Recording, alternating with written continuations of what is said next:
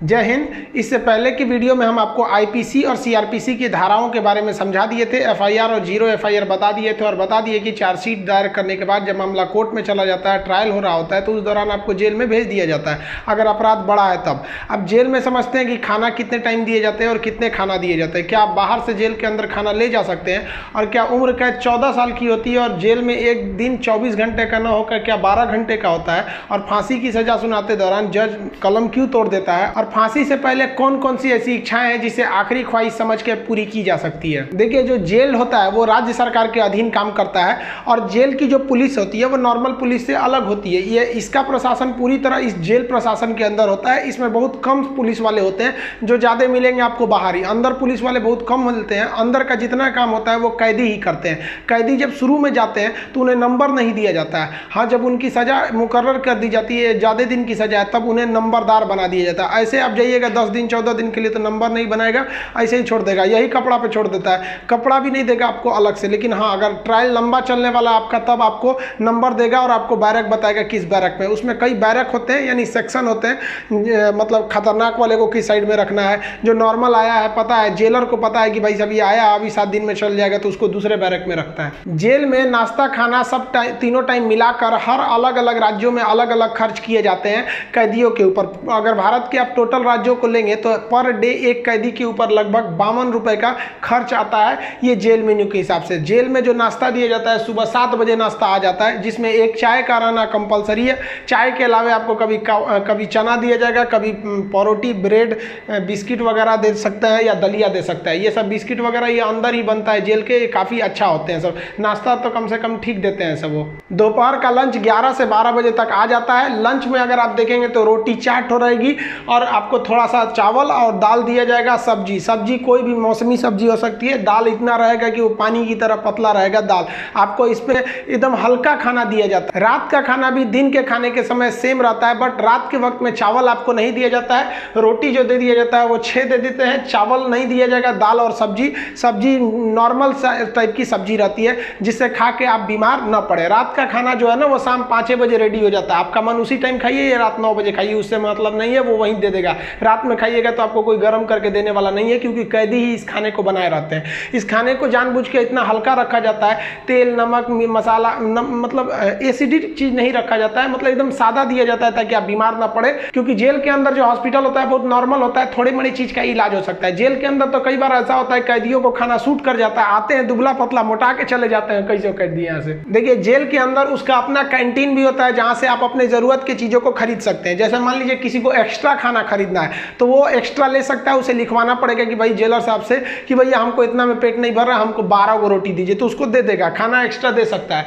आप चाहते हैं कि बाहर से मंगवा दे, घर से खाना मंगा दे, तो इसके लिए भी लिखवा के मंगाना पड़ेगा। लेकिन ये क्या होता है कि आपको बार बार अलाउ नहीं किया जाएगा। खाना आएगा तो वो भी चेक किया जाता है, बार बार अलाउ नहीं करेगा। हाँ, लेकिन घर से जो मिलने उलने जाते हैं लोग, अचार सलाद उलाद का सामान दे देते हैं, क्योंकि आपको जब चटनी अचार ये सब वहाँ पे नहीं मिलता है। वहाँ जब जाइएगा तो आपको बर्तन वर्तन खरीदना पड़ेगा, प्लास्टिक के चम्मच वगैरह रहते हैं सब, नहीं तो ऐसे दे देगा स्टील का तो घोप घाप देगा सब अपने में, सब वहाँ छाटले पहुँचता है सब। वहाँ की कैंटीन से आप खरीद सकते हैं, आपके पास पैसे रहने चाहिए और आपकी फैमिली से भी जो सामान आता है आप उस सामान को रख सकते हैं। देखिए, जब आप जेल में जाते हैं तो जेन्युइन आप कुछ पैसे लेके जाते हैं, और अगर लंबे दिन तक रह गए तो जो आपसे मिलने जाता है वो भी पैसे आपको दे देता है। लेकिन इस पैसे का मिसयूज हो सकता है। जो आपसे सीनियर कैदी हैं सब ना, जो मरखा टाइप का छीन लेंगे सब पैसा। तो इसको बचने के लिए क्या किया गया है कि जो जेल है, जेल का अपनी करेंसी होती है। ये भारत सरकार वाला रुपया RBI वाला नहीं चलता है, वहाँ कूपन चलता है। ये कूपन जो होते हैं, आपके पैसे को कूपन में बदल दिया जाता है, तो आपकी करेंसी कूपन में बदल दी जाएगी और आप मैक्सिमम 2000 रुपए का ही कूपन रख सकते हैं। वो कूपन आपको 2 रुपए का मिलेगा, 5 रुपया, 10 रुपया, 20 रुपए का, इसी टाइप का कूपन मिलेगा। ये आपको दिया जाएगा। अब इस पे ना एक विशेष कोड किया जाता है कि भाई आप ही के नंबर का ये रहेगा, आप ही के नाम का, तो दूसरा कोई इसको चला नहीं सकता है कैंटीन में ले जाकर। इसलिए इससे आप आराम से बच सकते हैं। ये रखेगा तो कोई भी चला सकता है। अब 2000 से ज्यादा आप नहीं रख सकते हैं कैश। अगर कैश पकड़ा गया तो जब्त कर लिया जाता है और आपकी सजा भी बढ़ा दी जाती है। हालांकि बहुत से पहुंचने जो जान पहचान वाले कैदी होते हैं सब सीनियर, बहुत व्यवहार बना लेते हैं सब, अंदर बहुत सारी सुविधाएं ले जाते हैं सब। मोबाइल अलाउ नहीं है, फिर भी अंदर मोबाइल मिल जाता है। जेल में आप जाके मिल भी सकते हैं, आप परिजन हैं तो भी मिल सकते हैं, आप उसके मान लीजिए दोस्त यार कुछ भी आप जाके मिल सकते हैं। मिलने के लिए आपको 2-3 चीजें चाहिए। आपको पहले उस कैदी का नाम पता होना चाहिए, पिता का नाम और किस जेल नंबर में है। इसके लिए आप ऑनलाइन फॉर्म भर देंगे तो आपको नंबर वेट नहीं करना पड़ेगा, नहीं तो वहाँ जाइएगा तो ऑफलाइन में 15 रुपये का पर्ची कटाइएगा तो 3-3 घंटा तो पहले आप ही को लाइन में खड़ा कर देगा और तब आपको मिलाएगा। आप ऐसे बाहर खड़े रहेंगे, अंदर कैदियों का ही एक कमरा होता है, अंदर से उसमें घुसा दिया जाता है, वो अंदर रहते हैं, आप बाहर रहते हैं। यहाँ आप बात कर सकते हैं, यहाँ CCTV रिकॉर्डिंग वगैरह नहीं होता है। यहाँ आप सामान भी दे सकते हैं, बाहर के जो सिपाही खड़े रहते हैं कि अंदर जाके उस कैदी को दे दीजिएगा, ये सामान चेक करेंगे, अच्छा ठीक ठाक रहेगा तो दे देंगे, अगर इलीगल रहेगा तो ये लोग नहीं देते हैं और आपकी सजा को बढ़ा देते हैं। तो आप मिल सकते हैं। मिलने का टाइम 10 बजे से 3 बजे तक होता है, उसके 3 बजे के बाद जाएंगे तो मिलने नहीं देगा, 10 बजे से पहले जाएंगे तो नहीं मिलने देगा। आप वहाँ जाए कि अगर किसी से मिलने जाते हैं, देखिए कई बार ऐसा भी होता है कि फर्जी FIR में किसी को फंसा दिया जाता है, वो भी बता देंगे कि फर्जी FIR होता है तो कैसे आपके नाम को हटाया जा सकता है। और बहुत से स्टूडेंट्स को इस बात का डर रहता है कि जब वो तैयारी कर रहे होते हैं तो उनका पड़ोसी वाला उल्टा सीधा केस में फंसा देता है, FIR करा देता है, तो वो टेंशन में आ जाते हैं कि मेरी नौकरी चली जाएगी। अरे भाई साहब, हम गारंटी देते हैं नहीं नौकरी जाने देंगे। अब उसको भी वीडियो में समझा देंगे कि कैसे आपके ऊपर FIR हो गया है तो उसे कैसे कटवा सकते हैं, और आप स्टूडेंट हैं, आपका FIR हो गया, नाम चला गया, फिर भी आपका जॉब होगा, गारंटी बोलते हैं कि होगा। अब बहुत से लड़कों का ऐसा कराए भी हैं, और नियम है, हम क्या अपने घर से कराएं, नियम है, बस आप नहीं जानते वो अलग बात है। तो आप उन लोग के लिए गिफ्ट वगैरह लेते जाइएगा। गिफ्ट मतलब क्या चीज़, खाने पीने का अचार ले लीजिएगा, थोड़ा सा घी वगैरह ले लीजिएगा, ताकि अंदर अच्छा खाना नहीं लगता है, बाहर का इतना ज़्यादा आइटम रहता है, अंदर जाके आदमी उब जाता है। गुटखा वगैरह नहीं ले जा सकते, क्योंकि अंदर जो सफाई का काम होता है वो कैदियों को ही करना रहता है। गुटखा दे देंगे तो खा के थूक देगा।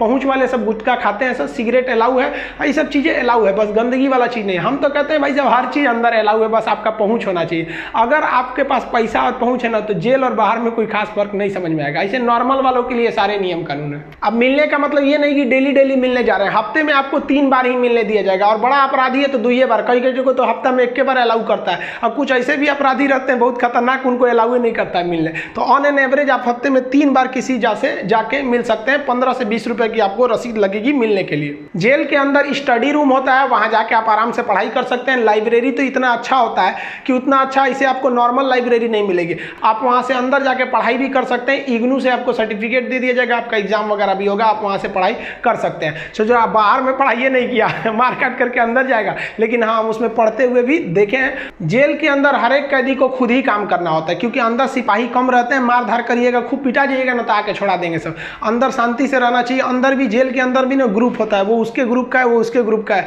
अगर आपको ज़्यादा दिन तक रहना है तो ग्रुपबाजी समझ जाइएगा, ना तो कुटा के आएंगे।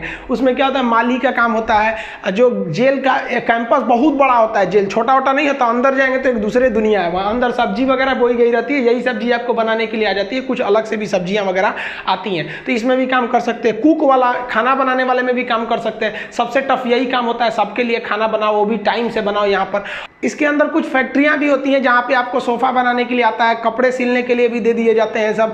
और जो होली में जो गुलाल लगाते हैं अबीर, वो भी इसके अंदर पीस के बनाना रहता है। कई सारे काम होते हैं, लेकिन ये जो काम वाला डिपार्टमेंट है ना, फैक्ट्री वाला डिपार्टमेंट, ये उसी को दिया जाएगा जिसको कोर्ट ने सजा सुना दिया है। लेकिन अगर कोर्ट ने आपको सजा नहीं सुनाया, अभी आप पर मुकदमा ही चल रहा है, तो इस पर नहीं देंगे सब, आपको ये सब हल्का हल्का काम कराएंगे सब। इस काम के बदले आपको पर डे का 20 रुपया मिलता है, यानी महीने का आपको टोटल 600 रुपया मिलने वाले हैं। आपको काम करना पड़ेगा। अगर आप काम नहीं करिएगा तो बदले में आपको एक बार पैसा देना पड़ेगा। ये पैसा पर मंथ नहीं लगता है, एक बार जाइएगा तो जेलर पूछेगा काम कीजिएगा कि पैसा दीजिएगा। तो जो पैसा देते हैं उसे हाता कहा जाता है। अब ये जो हाता का अमाउंट होता है, ये डिपेंड करता है, अलग अलग जेल पे थोड़ा सा डिफरेंट होता है, लेकिन एक ही बार इस हाता को देना रहता है। लेकिन अगर आप काम करेंगे तो अच्छा रहता है। कोशिश करिएगा आप लोग, अगर बाय द वे गलती से चले, देखिए ऐसा नहीं है कि आप मर्डर करके जाइएगा, आपको कभी गलती से भी फंसाया जा सकता है। हम लोग को बड़का कहीं बम फोड़े थे लोग, हम लोग का भी क्या था भाई, स्टूडेंट्स की मांग कर रहे थे लोग, उठा कर डाल दिया उसमें, तो काम का आप कर सकते हैं उसमें। तो ये सब काम थोड़ा सा इजी रहता है। काम का मतलब फायदा क्या होता है कि आपको खाना अनलिमिटेड मिलेगा, आप जितना खाना चाहे खा सकते हैं, और खाने की थोड़ी सी कैटेगरी थोड़ी आपकी अच्छी कर दी जाती है। अगर आप काम नहीं कीजिएगा तो आपको खाना गिन के मिलेगा, 4 रोटी 6 रोटी, इससे ज़्यादा नहीं मिलेगा, चाहिए तो लिखवाइए वगैरह। तो काम करने वालों को कुछ अच्छा फैसिलिटी दी जाती है। देखिए कई लोग को लगता है कि जेल में ना जो एक दिन होता है वो 12 घंटे का होता है, ऐसा नहीं है। पहले अंग्रेजों के समय होता होगा ये, लेकिन अभी के समय में जो जेल का कानून है वो जैसे आपके लिए 24 घंटे का एक दिन होता है, वैसे जेल में भी होता है। अब कुछ लोग कहते हैं किसी को 10 साल की सजा हुई तो 5 साल में आ जाएगा, ऐसा फिल्मों में भी होता था पहले का ही तब। लेकिन अभी के समय में अगर आपको 10 साल की सजा हुई तो 10 साल बाद निकलेंगे, यानी आपके लिए भी दिन जो है वो 24 घंटे का ही है। और दूसरा, कुछ लोग को लगता है कि उम्र कैद में आदमी 14 साल में छूट जाता है। देखिए उम्र कैद का मतलब होता है कि आपको जिंदगी भर जेल रहना है, आजीवन कारावास रहना है।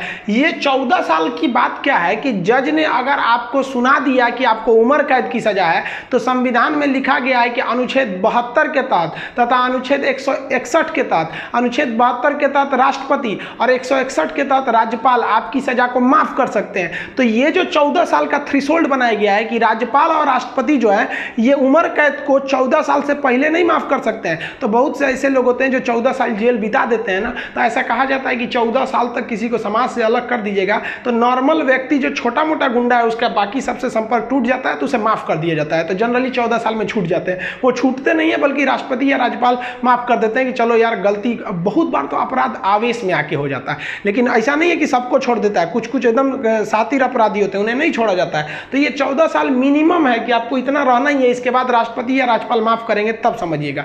अब एक चीज देखेंगे कि जब जज जो होता है जब फांसी की सजा सुनाता है तो दो चीजें इस पे ध्यान दीजिएगा। फांसी की सजा सुनाने के बाद वो स्याही को, कलम को तोड़ देता है। वो इस बात का संकेत है कि अब हम आपके ये जो फांसी की सजा सुना दिए हैं ना, हम जज होने के बावजूद भी अब इसमें कुछ बदलाव नहीं कर सकते। यानी ये कलम अब मेरी किसी काम की नहीं रहेगी, क्योंकि हम ये कलम रहने के बावजूद आपकी सजा में अब कुछ चेंजिंग नहीं कर सकते। इसलिए जज को बड़ा सोच समझ के फांसी की सजा सुनानी पड़ती है और तोड़ देता है। ये तोड़ने की प्रक्रिया एक संकेत है, ऐसा नहीं है कि उसमें तो दूसर कलम से नहीं लिख देगा। ये केवल एक दिखाने के लिए संकेत होता है। कैसे दुल्हा जाता है तो एक परछावना होता है उसका, वैसे एक तरह से समझिए। तो ये और इस पे लिखा जाता है टू हैंग टिल डेथ, लटकाओ तब तक जब तक मर न जाए। क्योंकि इतिहास में एक बार घटना हुई थी, एक जज साहब ने फैसला सुना दिया था कि इस अपराधी को फांसी पर लटका दिया जाए। अब जब उसे लटकाया गया तो कहा जाता है कि वकील जो था वहां पे ऑब्जेक्शन कर दिया कि लटका दिए, अब हटा दीजिए, क्योंकि आपने ये कहा है कि लटकाया जाए तब तक जब तक ये मर न जाए। अब तो लटकाने का फैसला दिए थे, फांसी पर लटक गया, आप जल्दी उतारिए। इस तरह की एक कई सारे पहले के मिथ हैं। अब इसके 100% सत्यता की हम गारंटी नहीं लेते हैं, क्योंकि ऐसी कहानियां बहुत हैं।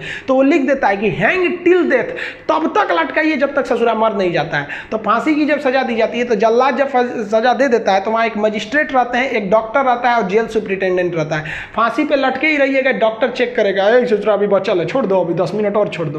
तब तक डॉक्टर नहीं कह देता, जब तक कि मर नहीं गए तब तक आपको लटकैले रह जाएगा। फांसी जो है वो अक्सर मॉर्निंग में ही दी जाती है, क्योंकि जेल प्रशासन के ऊपर सबसे बड़ी जिम्मेदारी फांसी की होती है। वो सुबह सुबह इसे निपटा देना चाहता है, और सुबह के समय जनता मीडिया भी उतने ज़्यादा एक्टिव नहीं होती है। खैर ये सेकेंडरी वजह होता है।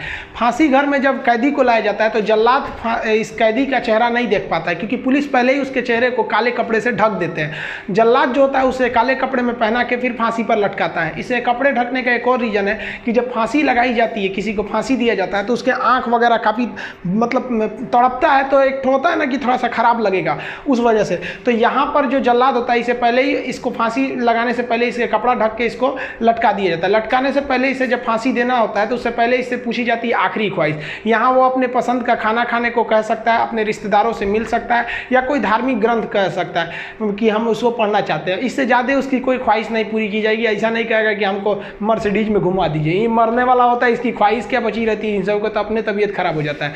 जब इसके कपड़े में जल्लाद जब फांसी देने जाता है तो इसके कान में कहता है कि मुझे तुम माफ़ करना, मतलब ये हमारी ये तो मजबूरी थी, भगवान के लिए मुझे माफ़ कर दो, या अल्लाह के लिए मुझे माफ़ कर दो, तुम्हें अपने भगवान का वास्ता, जिस धर्म का ये अपराधी है। क्योंकि भाई इसमें कैद ये जो जल्लाद का, इसका क्या दिक्कत है, इसको तो जज ने जो आदेश दिया वो इसको पालन करना है। फांसी के बाद इसके जो बॉडी होती है वो पोस्टमार्टम के लिए भेज दिया जाता है, फिर घर वालों को दे दिया जाता है। आप जिस धर्म के हैं उस धर्म के हिसाब से इनका अंतिम संस्कार आप कर लीजिए। आई होप आप जेल मेनू समझ गए होंगे। नेक्स्ट वीडियो में बता देंगे कि फर्जी FIR से कैसे बचा जा सकता है। मिलेंगे नेक्स्ट वीडियो में, तब तक के लिए जय हिंद।